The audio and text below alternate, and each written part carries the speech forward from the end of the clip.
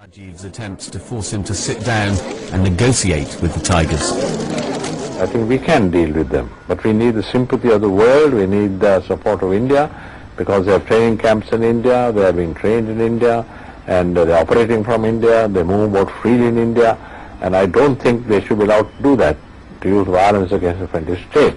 But therefore you feel that within Sri Lanka you have no alternative but to fight the guerrillas until you defeat them militarily? Until they give up arms, yes. Nothing else I can do. But the danger would be that in the process of defeating them militarily, supposing you can do it, you then alienate a lot of Tamil opinion, which says, well, at least these people are Tamils, and we don't want to see them killed. I don't think so. I think I'm not afraid of alienating Tamil opinion. I'm afraid of alienating public opinion in the world.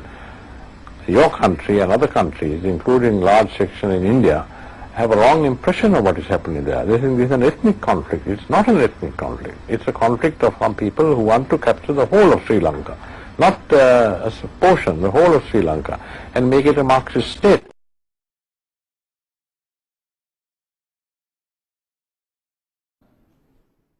How do we tackle Pakistan? I talked about their having the nuclear threshold, having the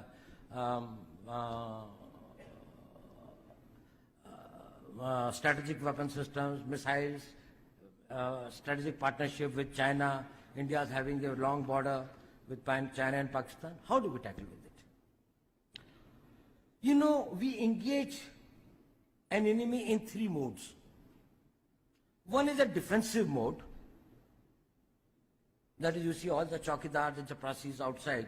That is, if somebody comes here, we'll prevent him. We will defend this. One is the defensive offense.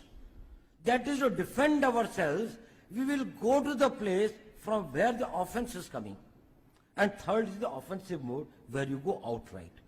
Nuclear threshold is a difficulty in the offensive mode, but not in the defensive offense.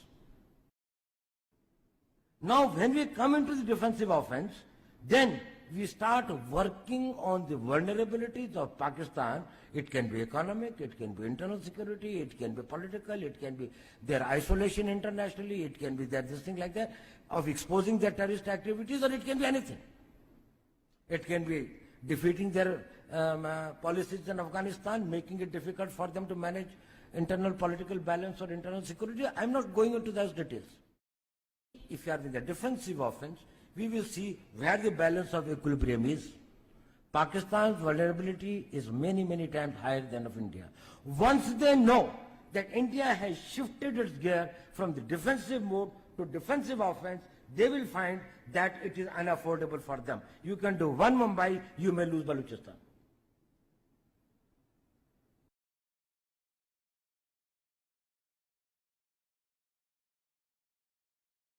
Second thing of, I think I don't have much time, I was told, is about how do you distinguish the terrorist organizations? How do you smother them? Deny them three things. That's what I said, the oxygen of this thing. Deny them the weapons, the funds, and the manpower. Now, funding are denied to the terrorists by countering it with the funds, more than 1.5 times of the funds available to them. So if they have got a budget of 1,200 crores, we can match it with 1,800 crores. They are all on our side. At least they won't do. They are mercenaries. You think they are the great fighters? What are they fighting for? It is only because they haven't got the job, they haven't just think somebody has misled them. So you have to only match. So go for more of a covert this thing.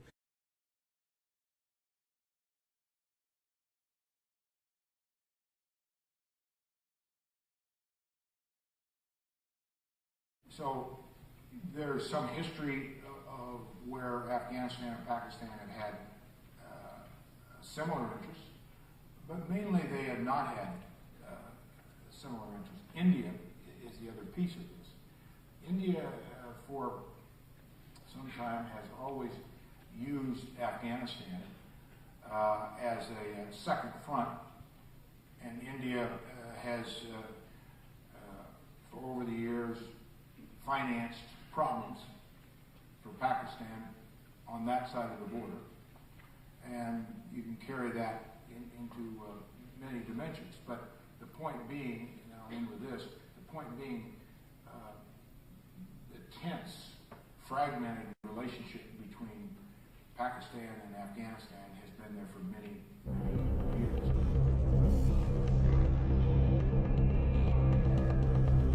Do you know who's funding who in South Asia? TTP, the major terrorist organization, is friends with NDS and RAW, the premier intelligence agencies of Afghanistan and India. But the victim of TTP activities has been Pakistan, that lost over 60,000 lives in the war on terror. Afghanistan also claims to be fighting the war on terror while supporting TTP along with India. But that's not all. Government of India uses RAW to finance BLA to promote insurgency in Balochistan. It also has the assistance of Mossad here, the intelligence agency of Israel. But they were the covert acts of India. As they are falling, India moved to more overt attacks on LOC to divert the Pakistan armed forces. So is it helping India in any way? Not at all. Grand military operations across the countries are countering Indian influence in social and political sector. Terrorism activities have seen a major decline, which improves the security situation and attracts investment. Now India has three options: continue with your activities, sit down and talk, or grow up. What do you think India would do?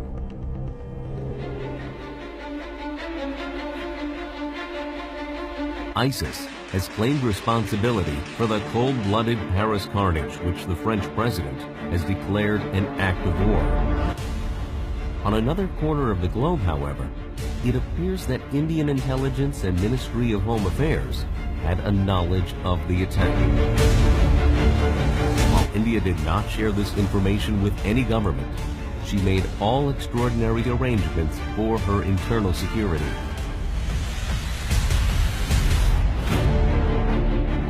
A top-secret letter by India's Ministry of Internal Affairs recently directed all Indian security agencies to prepare for an imminent terror threat.